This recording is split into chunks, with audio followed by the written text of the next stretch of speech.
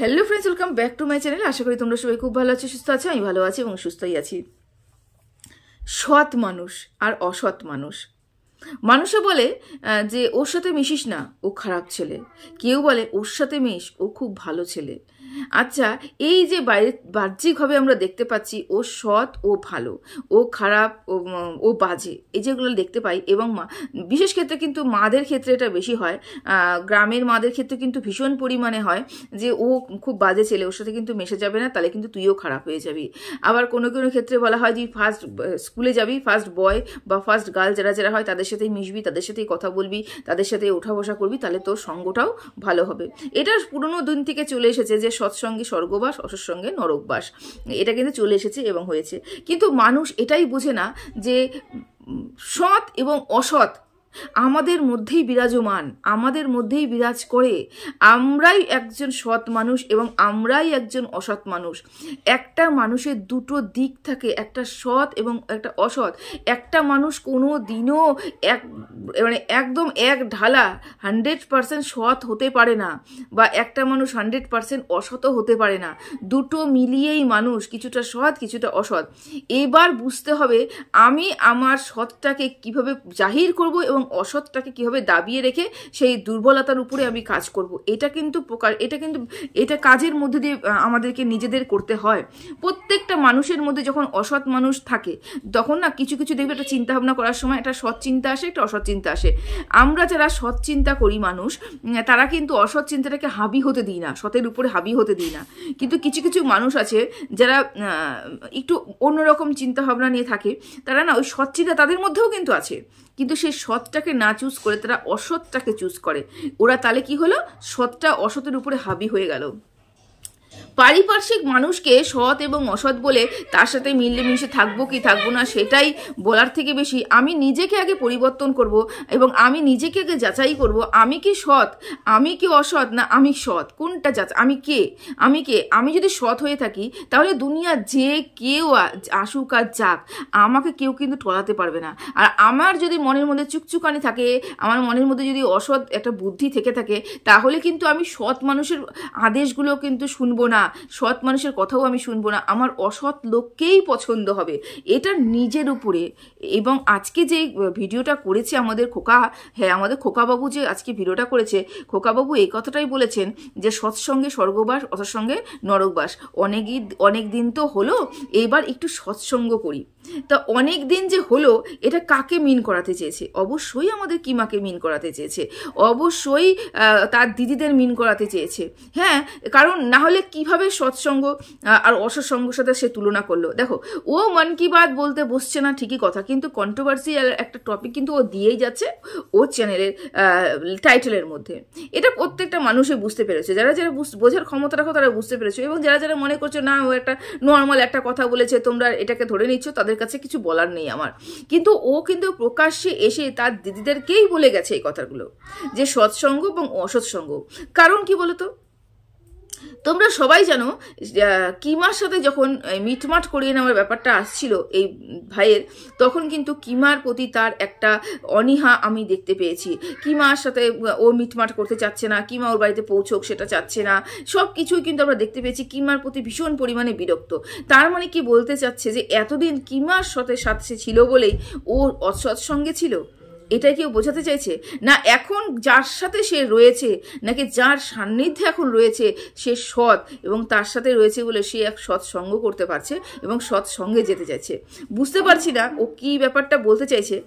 তবে ওর কথাটা যেটা আমি আন্দাজ করে বলতে পারলাম, হয়তো আমি যেটা বলছি হয়তো এটা হতে পারে, এটাই কিন্তু বলছি। দেখো, স্টেটমেন্ট কিন্তু আমি দিচ্ছি না।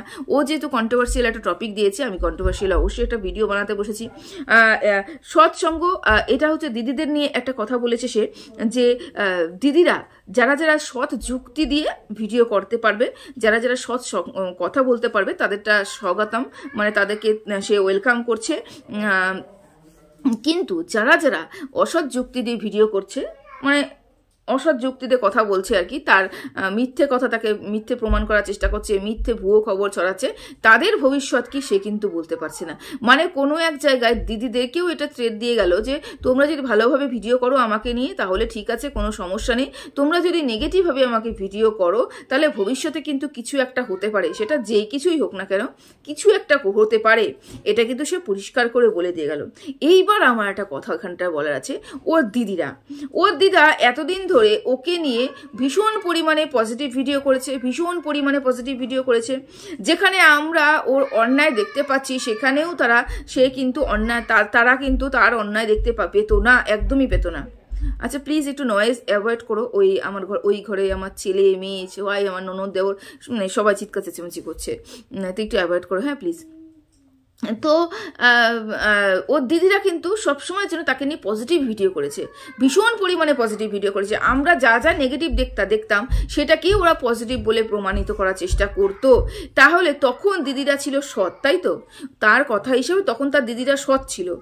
আর এখন যখন দিদিরা অন্যায় দেখছে এবং দেখছে তুমি অন্যায় করছো এবং অন্যায় প্রতিবাদ যখন দিদিরা করছে তখন দিদিরা অসৎ হয়ে গেল। এই জন্যই আমি আগে বললাম যে নিজেকে আগে পরিবর্তন করতে হবে, নিজের চরিত্রটা আগে গঠন করতে হবে।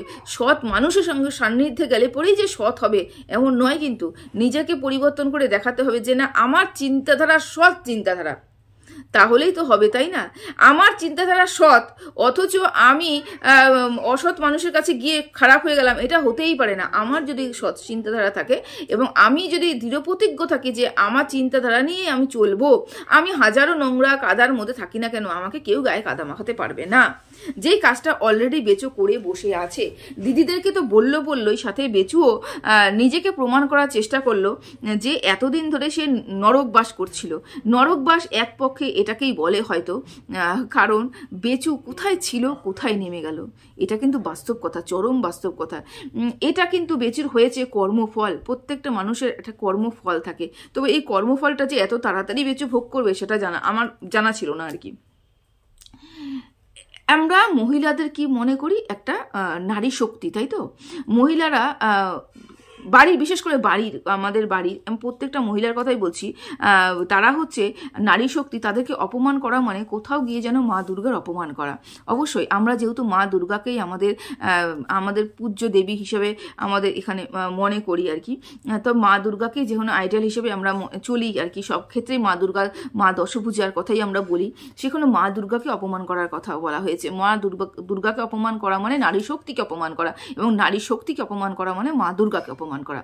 সেখানে একটা নারীকে যেভাবে পরিমাণে অপমান করেছে, শুধু সে অপমান করেনি, সে অপমান করাতেও বাধ্য করেছে, কিছু কিছু মানুষকে দিয়ে অপমান করাতে বাধ্য করেছে। এবং সে যদি এখন বলতে বসে যে না আমি তো কাউকে বলিনি, এবং সে বলেনি এই কথাটা যেরকম সত্যি, সে কিন্তু অস্বীকারও করেনি এই কথাটা কিন্তু চরম সত্যি। যেরকম তার ভেতরের সমস্ত কল রেকর্ডিং, সমস্ত হোয়াটসঅ্যাপের চ্যাটিং যখন ক্রিয়েটরদের হাতে পৌঁছেছে তখন কিভাবে পৌঁছেছে, সে যদি নাই চাইতো তাহলে কিভাবে পৌঁছেছে। তার মানে সে নারী শক্তি অপমান করেছে, এবং নারী শক্তি অপমান করার, বাড়ির গৃহলক্ষ্মী অপমান করা যে কত বড় অন্যায় সে কিন্তু হাতে নাতে প্রমাণ পেয়েছে। কোথায় ছিল কোথায় ধাপ করে নেমে গেছে, আজকে তার পরিস্থিতি দেখো কি পরিস্থিতি। এই যে এগুলোকে বলে কর্মফল। তাই জন্য হয়তো সে মনে করছে যে এতদিন আমি অসৎ সঙ্গে ছিলাম। অসৎ সঙ্গ তো অবশ্যই, কেন কিমা যেই বাড়িতে গিয়ে পৌঁছেছে, কিমা যার হাল ধরেছে তারা সবাই ডুবেছে, কেউ তড়ি পার করতে পারেনি, সবাই ডুবেছে। কিমাও যেরকম সবাইকে ডুবিয়েছে, এবং কিমা মানে নিজের জায়গাটাকে ঠিক রাখি, কিন্তু কিমা নিজের জায়গাটাকে ঠিক রেখে কিন্তু সবাইকে ডুবিয়ে দেয়। আগে 3টে ফ্যামিলিকে দেখেছি, 3টে ফ্যামিলিকে পুরোপুরি ডুবিয়ে দিয়েছে, পুরো ষড়যন্ত্র করে একদম ছিন্ন ভিন্ন করে ফেলেছে। এখন বেচুকে দেখতে পাচ্ছি, বেচুর লাইফ কিন্তু পুরোপুরি শেষ।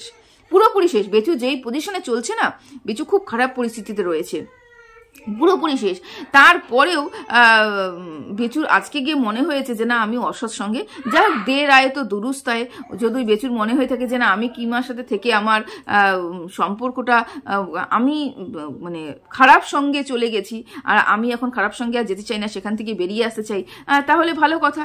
আর যে দিদিদেরকে বললো, দিদিরা এতদিন ধরে এত গালিগালাজ খেলো তার হয়ে, তারপরেও যখন দিদিদেরকে সেই অপমান করছে, দিদিদের এর থেকে বেশি লজ্জাজনক সাজানো ঘটনা কিছু হতেই পারে না। এই জন্য বলে না, কন্ট্রোভার্সি ক্রিয়েটারদের নিজেদের ঐক্য, তারপরে নিজেদের দলবদ্ধ হওয়াটা খুব বেশি জরুরি। আমরা অবশ্যই কন্টেন্ট করব, কিন্তু আমাদের উপরে কেউ এসে অ্যাটাক করবে বা আমরা সেই অ্যাটাকটা সহ্য করে নিয়ে দুমড়ে মুচড়ে নিজেকে লুকিয়ে রাখবো, সেটা কিন্তু একদমই করা উচিত নয়। প্রত্যেকটা কন্ট্রোভার্সি ক্রিয়েটারের কিন্তু প্রতিবাদ করা উচিত। যখন যখন আমাদের বলনি ঠিক আছে, কিন্তু তোমরা কিন্তু অস্বীকারও করনি, ভেতর থেকে খবরও তুমিই পাস করেছো, না হলে আমরা তোমাদের হাজব্যান্ড ওয়াইফের ভেতরের খবর কোথা থেকে জানলাম? এটা প্রতিবাদ কিন্তু অবশ্যই করা উচিত। যাই হোক, গুপ্তি কোনো এক ভিডিওতে, গুপ্তি দিয়ে কোনো একটা ভিডিওতে সেই কথাটা বলেছে। যাই হোক, আর একটা কথা তোমাদেরকে বলে রাখি, পিকনিক হতে চলেছে আগামীকাল, একটা পিকনিক হতে চলেছে, এবং কতটা সৎসঙ্গ কতটাও অসৎসঙ্গ কালকে পিকনিকেই বসে যাবে, বুঝতে পেরেছো? বলার জন্য তো অনেক কিছুই বলে বেচু, কিন্তু করার জন্য কোথায় করতে পারে? করতে কিন্তু পারে না, কেন এই দমটা ওর মধ্যে নেই। কারণ ও এতটাই কারনামা করে রেখেছে যে ও যদি বেরোতেও চায়, ওকে কিন্তু বের হতে দেওয়া হবে না, ওকে পুরোপুরি কিন্তু আটকে রাখা হবে। ও পারছেই না, ও ঘিরতেও পারছে না, ও ফেলতেও পারছে না। এবং আগামীকাল পিকনিক হতে চলেছে, আগামীকাল পিকনিকের ভিডিও আসতে চলেছে। পিকনিকে আমরা দেখব যে কারা কারা উপস্থিত আছে এবং কতটা সৎসঙ্গের মধ্যে সে বাস করছে। আর থাকলেও তার ইস্কন মন্দিরের প্রোগ্রামের কথা, ইস্কন না, ওটাকে না স্কন করছে, ওটা স্কন না, ওটা হচ্ছে ইস্কন মন্দিরে একদিন দুদিন গিয়ে হরে নাম হরে কৃষ্ণ করলে পরে কিন্তু ওই সৎসঙ্গ হয় না। সৎসঙ্গ করতে গেলে আমাদের একটা নিয়মের মধ্যে চলতে হয়। আমাদের প্রতিদিন কিছুক্ষণ সময় আমাদের নিজেদেরকে উপলব্ধি করতে হয়, যে উপলব্ধি বেচু করে না। বেচু যদি সেই উপলব্ধিটা শুরুর থেকেই করতো, আজকে বেচু নিজেই বুঝতো কোনটা ওর জীবনে সৎ ছিল, কোনটা ওর জীবনে অসৎ ছিল। আজকে সৎকে ছেড়ে দিয়ে অসৎকেই যখন বেছে নিয়েছে, আর কি বলবো বলো তো? তো চলো, বেশি বড় ভিডিও করছি না, ভীষণ পরিমাণে ছেলে বিরক্ত করছে। তো চলো, সবাই ভালো থেকো, সুস্থ থেকো, টাটা।